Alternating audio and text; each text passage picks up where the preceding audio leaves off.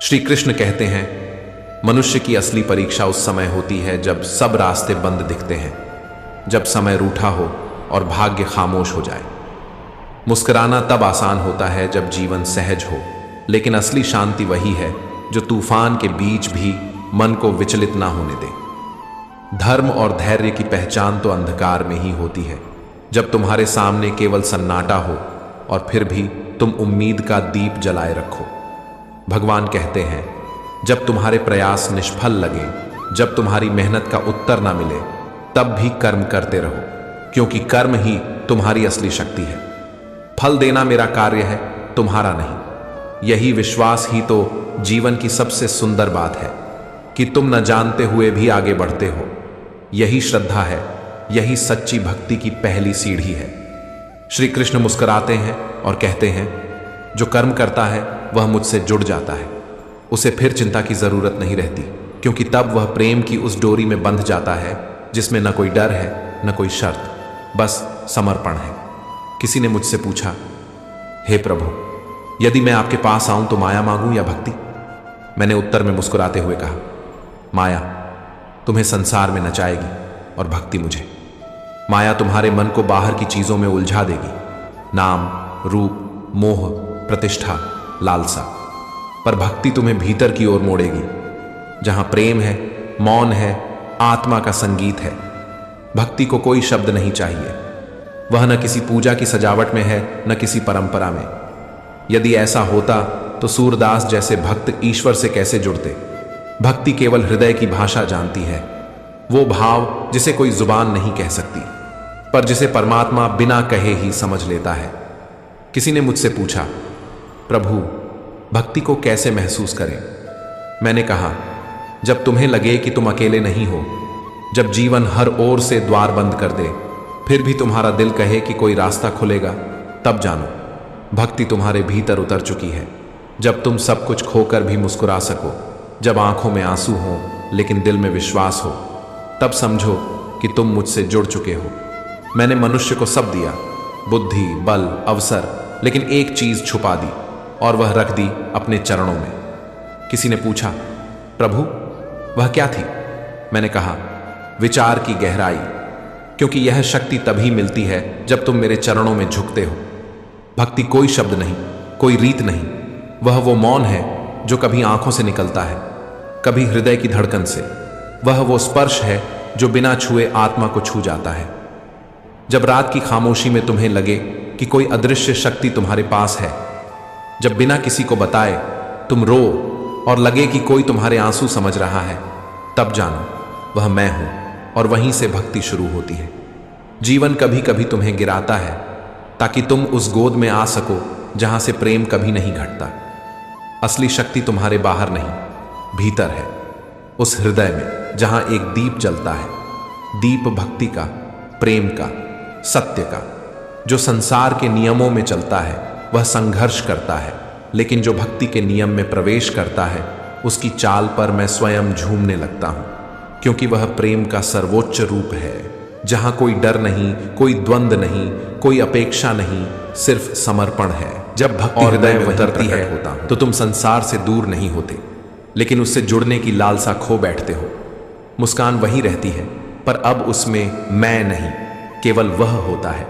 और यही तो कृष्ण की मधुरता है, वो तुम्हें बदलते नहीं, बस तुम्हारे साथ हर क्षण मौन में बैठे रहते हैं। जब तुम रोते हो, जब हंसते हो, जब खो जाते हो, तब भी। ये कोई कथा नहीं, यह एक अनुभूति है जो सांसों में बसती है, हर पल साथ चलती है। किसी ने भगवान से पूछा, प्रभु जब आपने जीवन दिया तो सब कुछ दिया, फिर क्या ऐसा था जो नहीं लौट आया? प्रभु मुस्कुराए, उस मुस्कान में करुणा का सागर था। बोले, एक चीज इंसान के हाथ से फिसल गई थी, मैंने उसे अपने चरणों में रख दिया, और वह थी शांति। अब मनुष्य उस शांति को खोजता है, दौलत में, रिश्तों में, उपलब्धियों में, भाग दौड़ में, पर लौटता है खाली हाथ, क्योंकि वह भूल जाता है कि ईश्वर के चरणों में जो है वह केवल झुक कर ही पाया जा सकता है। मनुष्य का स्वभाव है, जब सब ठीक हो तब ईश्वर को भूल जाना, और जैसे ही जीवन में उथल पुथल हो तो उसी ईश्वर की शरण में लौट आना। यह संबंध बड़ा विचित्र है, दर्द से पनपता है, विश्वास से खिलता है। किसी ने पूछा, प्रभु कब याद आते हैं? उत्तर आया, धार्मिक को हर क्षण, पापी को मृत्यु के समय, भूखे को रोटी के लिए, व्यापारी को घाटे में, विद्यार्थी को परीक्षा में और एक मुसाफिर को तब जब उसकी ट्रेन छूट जाती है। लेकिन भगवान कहते हैं, ऐ मनुष्य, तुम मुझे तब क्यों याद करते हो जब जीवन से कुछ छूट जाता है? कभी तब भी याद कर लिया करो जब सब कुछ तुम्हारे पास हो। ईश्वर का दरवाजा हर वक्त खुला रहता है, न दिन देखता है, न रात, न खुशी, न गम। और जो इस द्वार तक पहुंचता है वह बाकी सभी दरवाजों की कुंजी पा जाता है। कभी किसी ने कहा, प्रभु मैं दोषी हूं। भगवान बोले, मैं क्षमा करने को तैयार हूं। किसी ने कहा, मैं टूटा हुआ हूं। उन्होंने उत्तर दिया, मैं समेट लूंगा। मैं अकेला हूं प्रभु, मैं तेरा साया हूं। उन्होंने कहा, और जब तुम कहते हो मैं थक गया हूं, तब वे मुस्कुराकर कहते हैं, सिर उठाकर देख, मैं हर सांस में तुझ में ही हूं। भक्ति में यह प्रार्थना मत करो कि प्रभु मेरी मुश्किलें आसान कर दो, बल्कि यह कहो, अगर मैं कभी आपका हाथ छोड़ दूं तो आप मेरी कलाई थाम लेना। यदि कभी मैं आपको पुकारना भूल जाऊं तो भी आप मेरे जीवन की राह पकड़ लेना, क्योंकि जीवन कभी सरल नहीं होता।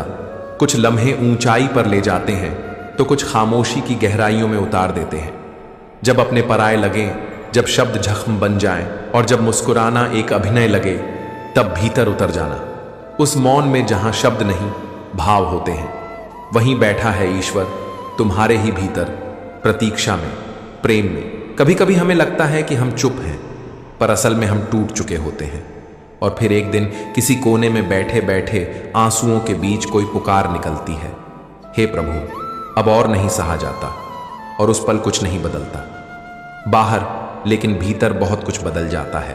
क्योंकि जब हम खुद से कहने लगते हैं अब और नहीं, ईश्वर वहीं से कहता है अब मैं हूं। उसके साथ एक अनकही सी डोर जुड़ती है जो कोई शब्द नहीं समझा सकता। और फिर हर दुख, हर तकलीफ, हर रात ईश्वर की छाया बन जाती है। जिंदगी में कई बार ऐसे मोड़ आते हैं जहां हमें लगता है कि हम सबसे अलग हो गए हैं, कोई सुन नहीं रहा, कोई समझ नहीं रहा, लेकिन तब भी चुपचाप कहीं एक दृष्टि हमें देख रही होती है। शोर से कुछ नहीं बदलता, आवाज से आवाज नहीं मिटती। जब चुप्पी बोलती है तब ईश्वर सुनता है, और मन जब मौन हो जाता है तब परमात्मा बोलने लगता है। जीवन में सुख दुख आते जाते रहेंगे, लोग साथ आएंगे और फिर चले भी जाएंगे, पर एक ही रिश्ता है जो अडिग है, जो ना टूटेगा, ना बदलेगा, ना कभी थकेगा, और वह है तुम्हारा और भगवान का। इसलिए जब मन बेचैन हो, जब रास्ते उलझ जाए, जब दुनिया समझ ना आए, तो सिर्फ एक काम करो, बैठ जाओ, चुपचाप आंखें बंद करो और कहो, प्रभु आज मैं कुछ मांगने नहीं आया, बस यह बताने आया हूं कि मैं अब भी आपके साथ हूं। अगर मैं कभी आपको पुकारना भूल जाऊं तो भी आप मुझे कभी छोड़ना मत, क्योंकि असली भक्ति तब नहीं होती जब हम बोलते हैं, बल्कि तब होती है जब हम सुनते हैं अपने भीतर उस मौन को जो सिर्फ ईश्वर का होता है। और यहीं से जीवन बदलने लगता है, बिना कुछ कहे, बिना किसी शोर के, बिना किसी सवाल के, बस एक भाव से, बस एक प्रेम से, बस एक ईश्वर से। जब मन शांत हो तो जीवन की सबसे बड़ी कठिनाइयां भी हल्की लगने लगती हैं, और जब मन अशांत हो तो सबसे छोटी बात भी दिल को चीरने लगती है। सुख बाहर की चीज नहीं है, वह तो एक भीतरी एहसास है, एक ऐसी रोशनी जो तभी जगती है जब भीतर का अंधकार चुप हो जाता है। पर अक्सर हम उसे खो देते हैं, अपने ही हाथों से, अपने ही क्रोध में। कई बार गुस्से के उस एक पल में हम वह सब कह या कर जाते हैं जो पूरी उम्र का पछतावा बन जाता है। एक बार एक पिता अपनी नई कार को बड़े प्यार से साफ कर रहा था। सूरज की रोशनी में चमकती वो कार मानो उसकी मेहनत की पहचान थी। उसी समय उसकी नन्ही सी 4 साल की बेटी एक पत्थर से कार पर कुछ लिखने लगी। जैसे ही कार पर खरोच पड़ी, पिता का चेहरा गुस्से से लाल हो गया। बिना सोचे, बिना समझे उसने बेटी की उंगली इतनी जोर से मरोड़ी कि उसकी नन्ही सी हड्डी टूट गई। अस्पताल में बैठा वह बच्चा दर्द से करा कर आते हुए बोली, पापा मेरी उंगलियां कब तक ठीक हो जाएंगी? और उस सवाल ने जैसे उस पिता की आत्मा को चीर कर रख दिया। घर लौटकर वो शख्स कार को लातों से मारता रहा, खुद को कोसता रहा, और फिर उसकी नजर उस खरोंच पर पड़ी। जानते हो क्या लिखा था उस खरोंच में? आई, लव यू पापा। उस एक खरोच ने जो दर्द उसकी बेटी की उंगली में दिया, वो पूरी उम्र उसके दिल में टीस बनकर रह गया। और तब समझ आया कि गुस्सा चाहे जितना भी जायज लगे, उस समय उसका अंजाम अक्सर नाजायज ही होता है। इसलिए ज़रूरी है सीमाएं, चाहे वह गुस्से की हो या मोह की सीमाएं, हमें टूटने से बचाती हैं, और दूसरों को भी, क्योंकि जीवन में चीज़ें खो जाने के बाद वापस मिल सकती हैं, लेकिन रिश्ते एक बार दरक जाएं तो सदा के लिए कुछ बदल जाता है।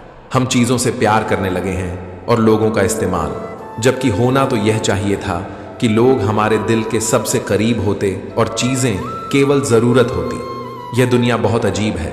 जिनकी आंखों में नींद है उनके पास सोने को बिस्तर नहीं, जिनके पास बिस्तर है उनकी आंखों से नींद गायब है। जिनके पास देने का दिल है उनके पास धन नहीं, और जिनके पास धन है उनके पास देने का दिल नहीं।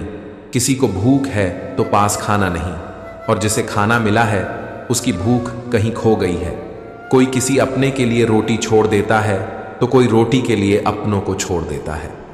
कभी कभी लगता है कि इंसान ने खुद को इस दुनिया की दौड़ में इतना उलझा लिया है कि उसे यह भी याद नहीं रहता कि असल दौड़ भीतर की है, न कि बाहर की। क्रोध के उस एक क्षण में हम बहुत कुछ हार जाते हैं, विश्वास, प्रेम, संबंध, और कभी कभी वह मासूम सा एहसास जिसे शब्द नहीं कह सकते थे।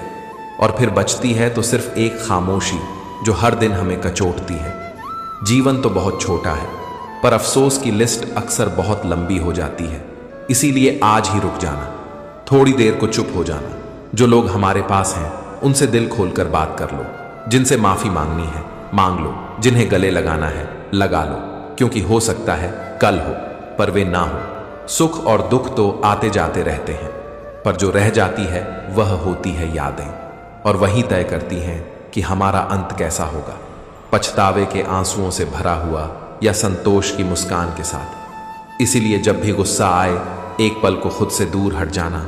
अपना ही चेहरा उस गुस्से में पहचानना मुश्किल होता है, और जब मन का तूफान थम जाए तब लौट आना, क्योंकि मन की शांति से बड़ा कोई सुख नहीं, और एक शांत मन से कही गई बात कभी भी किसी दिल को नहीं तोड़ती। इसीलिए आज से तय करो, अगर दुनिया जोर से बोले तुम धीरे बोलो, अगर सब चिल्ला रहे हो तुम चुप रहो, अगर सब बदल रहे हो तो तुम वही बने रहो जो तुम हो। थोड़ा सरल, थोड़ा शांत, थोड़ा सच्चा बच्चा, थोड़ा सा खुदा के करीब, क्योंकि जब तुम ईश्वर के करीब होते हो तब दुख भी तुम्हें छूकर लौट जाते हैं और सुख बिना बुलाए चला आता है। बस इतना याद रखना, जो खामोशियां हैं वही सबसे गहरे शब्द हैं, जो आंखें नम हैं वही सबसे सच्चा प्रेम समझती हैं, जो मन शांत है वही जीवन को सबसे गहराई से जीता है, और जो दिल माफ करना जानता है वही भगवान के सबसे करीब होता है। श्री कृष्ण कहते हैं, जीवन में कुछ ऐसे नेक काम जरूर करने चाहिए जिनके गवाह बस ईश्वर हो और जमीन पर कोई ना हो, क्योंकि जब ऊपर वाला गवाह बन जाता है तब इंसान को किसी तारीफ या पहचान की जरूरत नहीं रहती। सच तो यह है कि इस संसार में जीना तो सबको आता है, लेकिन ऐसा जीना कि मरने के बाद भी लोगों के दिलों में जिंदा रहा जाए, यह सिर्फ कर्मों की बात होती है। किस्मत से जन्म मिलता है, समय से मृत्यु आती है, पर कर्म से ही अमृतत्व मिलता है। कर्म वह बीज हैं जो समय के खेत में बोए जाते हैं और फल बनकर लौटते हैं, शायद देर से, पर कभी खाली नहीं, क्योंकि दुआ और कर्म दोनों देर से रंग लाते हैं, पर जब रंग लाते हैं तो जिंदगी बदल देते हैं। सब्र कोई कमजोरी नहीं, यह तो वह शक्ति है जो तूफानों में भी चुप रहकर किनारे तक पहुंचा देती है। और विश्वास, वह तो आत्मा की वह शक्ति है जो अंधेरे में भी उजाले की उम्मीद बनाए रखता है। जिसने विश्वास को पकड़ लिया उसने खुदा को पकड़ लिया, क्योंकि इंसान जैसा सोचता है वैसा ही वह बनता है।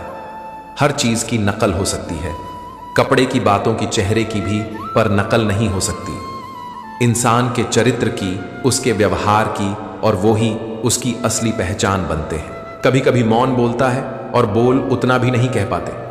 हजारों शब्दों से बेहतर है एक सच्चा मौन, क्योंकि मौन में आत्मा की आवाज सुनाई देती है। संसार में सब कुछ मिलेगा, रंग बिरंगे रास्ते, खाने के हजार स्वाद, देखने को सुंदर दृश्य, लेकिन शांति शांति भीतर देखने से मिलती है, बाहर दौड़ने से नहीं। राम के पास कोई सोने की लंका नहीं थी, लेकिन उन्होंने एक ऐसा नाम पाया जो युगों युगों तक गूंजता रहेगा। रावण के पास पुष्पक विमान था, पर उसकी उड़ान सिर्फ अंत तक थी।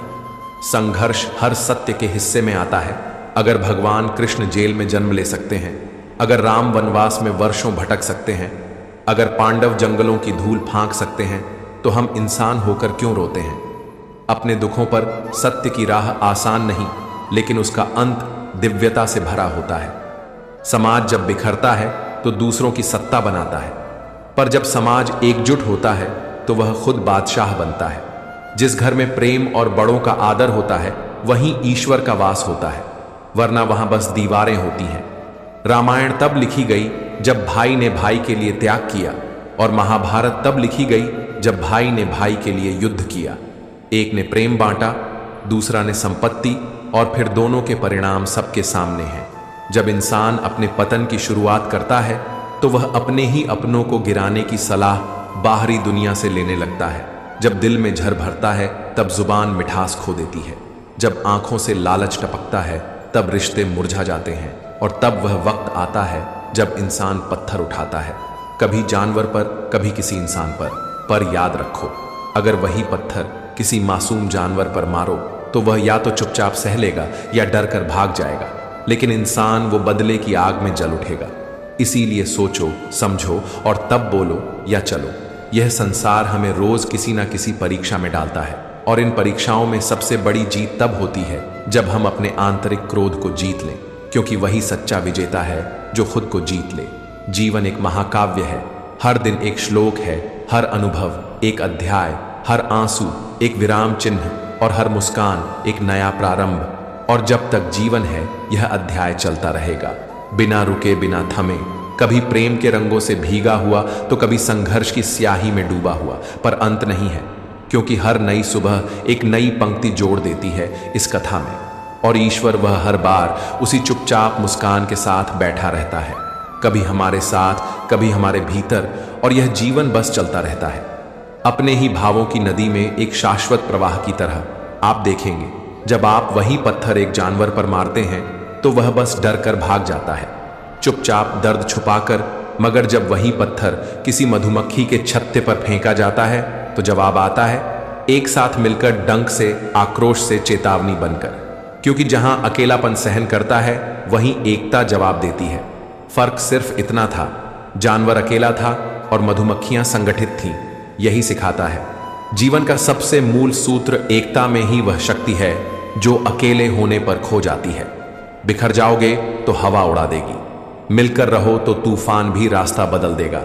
जीवन में चाहे आप कितने भी महान क्यों ना हो जाए, प्रकृति का संतुलन कभी भी किसी को पूर्ण नहीं बनने देता। कंठ दिया कोयल को तो सुंदरता छीन ली, रूप दिया मोर को तो इच्छा छीन ली, इच्छा दी इंसान को तो संतोष छीन लिया, संतोष दिया संत को तो संसार छीन लिया।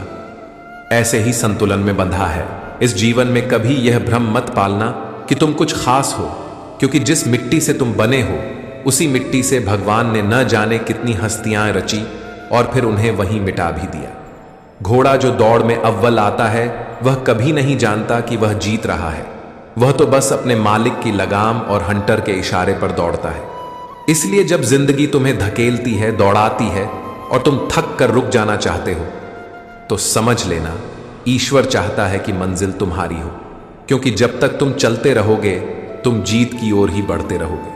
कभी कभी दिल चाहता है कि कोई हो जो बिना कहे, बिना बोले, बस पास आकर बैठ जाए। कोई सवाल ना हो, ना कोई उत्तर, बस एक मौन साथ हो, एक शांत छाया जो यह भरोसा दे कि तुम अकेले नहीं हो। और इस दुनिया में ऐसा सच्चा एहसास अगर कोई देता है तो वो है माँ और पिता, जिनका प्यार बिना शर्त, बिना अपेक्षा बस देना ही जानता है। एक नन्ही सी बच्ची अपने पापा के साथ नदी के पुल को पार कर रही थी। पुल पुराना था, नीचे पानी का बहाव तेज। पिता ने कहा, बेटी मेरा हाथ पकड़ लो। बच्ची ने मासूमियत से कहा, नहीं पापा, आप मेरा हाथ पकड़ो। पापा ने मुस्कुराकर पूछा, ऐसा क्यों?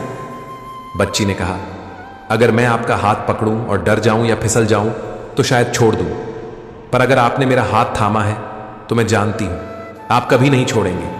बचपन की ऐसी छोटी छोटी बातें जीवन भर साथ चलती हैं। जब मंदिर में भीड़ होती थी और छोटा कद दर्शन नहीं करने देता था, तब वही पिता गोद में उठाकर दर्शन करवाता था। और वही पिता जिंदगी की हर लड़ाई में बिना कहे हमारे पीछे एक दीवार बनकर खड़े रहते हैं। वे थकते नहीं, शिकायत नहीं करते, बस हर दर्द मुस्कुराकर सह लेते हैं। माँ बाप का प्यार कोई कविता नहीं, वह ठंडी छांव है जो तपती धूप में राहत बन जाती है। वह स्पर्श है जो गिरने से पहले थाम लेता है। वह नजरों की भाषा है जो बिना शब्दों के दिल पढ़ लेती है। और वह दिल है जो अपनी सारी खुशियां बस हमारी एक मुस्कान के लिए न्यौछावर कर देता है। जीवन में कुछ पल ऐसे होते हैं जो गुजर जाते हैं, लेकिन पीछे बहुत कुछ छोड़ जाते हैं। अधूरी बातें, भीगी आंखें और ठहरा हुआ दिल, ये सब यादें बन जाती हैं। पर जिनके कारण ये यादें जन्मी, वे माँ बाप, वो बचपन, वो लम्हे फिर कभी लौट कर नहीं आते। तो जब लगे कि जीवन थका रहा है, रिश्ते मतलब में बदल गए हैं और दुनिया सवाल कर रही है, तब लौट चलो उस बचपन की गली में जहां सिर्फ एक आवाज काफी थी, पापा। जहां एक छुअन सुकून दे जाती थी, माँ। जहां डर भी मीठा लगता था और आंसू भी खेल का हिस्सा थे। और तब याद करना, जब सबने साथ छोड़ा, तब भी एक आवाज थी जो कहती थी, मैं हूं ना। वही बचपन, वही ममता, वही पितृ छाया, यही है हमारी असली शक्ति। जब पिता कंधे पर उठाते थे, तब समझ नहीं आता था कि ईश्वर कैसा होता है। पर अब जब पीछे मुड़कर देखते हैं तो समझ आता है, उस ऊंचाई तक हमें वही पहुंचा सकते थे जिनका प्रेम निस्वार्थ था, जिनकी थकान कभी उनके चेहरे पर नहीं आई। जीवन कोई लंबा ग्रंथ नहीं, यह तो कुछ भावनाओं से रची एक छोटी सी किताब है, जहां सच्चाई यह है कि माफी मांगना हार नहीं होती, बल्कि हृदय की विशालता होती है। जहां अगर किसी से सच्चा लगाव है तो उसे कभी न छोड़ो, और जो तुम्हें पूरे दिल से चाहता है उससे अपना दर्द छुपाना मत, क्योंकि जो वास्तव में प्यार करता है वो तुम्हारे टूटे हिस्सों से भी प्यार करना जानता है। दुनिया में हर किसी से जुड़ने के लिए हमें एक डिवाइस चाहिए, फोन, इंटरनेट या कोई माध्यम। लेकिन जब हम प्रभु से जुड़ना चाहते हैं तो केवल एक चीज की जरूरत होती है, मौन। जब हम शब्दों से परे होकर अपने अंतर्मन की गहराइयों से प्रभु से संवाद करते हैं, तब एक ऐसी शांति हमारे भीतर जन्म लेती है जो हमें भीतर से मजबूत और स्थिर बनाती है। जहां दुनिया के फोन कॉल्स के लिए हमें रिचार्ज चाहिए, वहीं प्रभु से बात करने के लिए बस भरोसा और भावनाओं का संपूर्ण समर्पण चाहिए। उस परम सत्ता से जुड़ते ही एक अद्भुत आत्मबल मिलता है, ऐसा बल जो मुश्किलों में भी हमें थामे रखता है। संसार की माया में उलझा व्यक्ति धीरे धीरे खुद को खो देता है, लेकिन जो प्रभु के साथ अपना संबंध जोड़ लेता है वह भीतर से खिल उठता है। जब हम भौतिक सुखों में उलझते हैं तो हम अपने वास्तविक स्वरूप से दूर हो जाते हैं, लेकिन जब हमारी दृष्टि प्रभु की ओर मुड़ती है तो जीवन को एक नया अर्थ मिल जाता है। जीवन का असली उद्देश्य यही है, अपने अंदर के प्रेम, करुणा और शांति को समझना और उसे संसार तक पहुंचाना। हे प्रभु, हमें इतनी ऊंचाई मत देना कि हम जमीन से रिश्ता तोड़ दें, इतनी शक्ति मत देना कि हम दूसरों को छोटा समझने लगे। हमें ऐसी शक्ति दो जो मदद करे, संबल बने और कभी किसी को आहत ना करे। प्रभु, हमें वह ताकत दो जो हमारे भीतर विनम्रता बनाए रखे। हमारी इच्छाएं इतनी बड़ी ना हो कि किसी और के दुख पर हमारी हंसी निकल जाए। कभी भी हमारी खुशी किसी और की तकलीफ की कीमत पर ना हो। हमें वह खुशी दो जो साथ लेकर चले, सहारा बने, नॉट सुपीरियॉरिटी बट सॉलिडैरिटी। हमें वह बल ना दो जो निर्बलों पर भारी पड़े, बल दो लेकिन ऐसा जो सहारा बने, सहनशीलता सिखाए और किसी की पीड़ा को बढ़ाए नहीं। हमें वह नजरिया दो जो ईर्ष्या से मुक्त हो, कभी किसी की सफलता देख जले नहीं बल्कि उससे प्रेरित हो सके। दूसरे की रोशनी हमें अपनी लौ बुझाने का कारण न लगे बल्कि खुद को और बेहतर करने की प्रेरणा दे। प्रभु, हमें वह ज्ञान ना दो जो अहंकार का कारण बने। हमें वह विवेक दो जो विनम्रता के साथ जीना सिखाए, क्योंकि सच्चा ज्ञान वो नहीं जो हमें ऊंचा दिखाए बल्कि जो हमें भीतर से गहरा करे। इन सभी बातों का सार यही है कि जीवन तब सुंदर बनता है जब हम अपनी आत्मा की आवाज सुने। जब हम प्रेम, शांति और सहानुभूति से जुड़ते हैं, तब हमारा जीवन न केवल भीतर से बदलता है बल्कि आसपास की दुनिया भी रोशन हो जाती है। मित्रों, मुझे विश्वास है कि यह विचार आपके हृदय को छू गया होगा। अगर आपको यह वीडियो पसंद आया हो तो इसे लाइक करें, शेयर करें और कमेंट में जय श्री कृष्ण लिखना न भूलें। ऐसे ही और आध्यात्मिक और प्रेरणादायक विचारों के लिए हमारे चैनल वृंदावन एक्सप्रेस को सब्सक्राइब करें और घंटी का बटन दबाएं ताकि आपको हर नया वीडियो सबसे पहले मिल सके। अंत तक जुड़े रहने के लिए आपका हृदय से धन्यवाद। जय श्री कृष्ण। राधे राधे।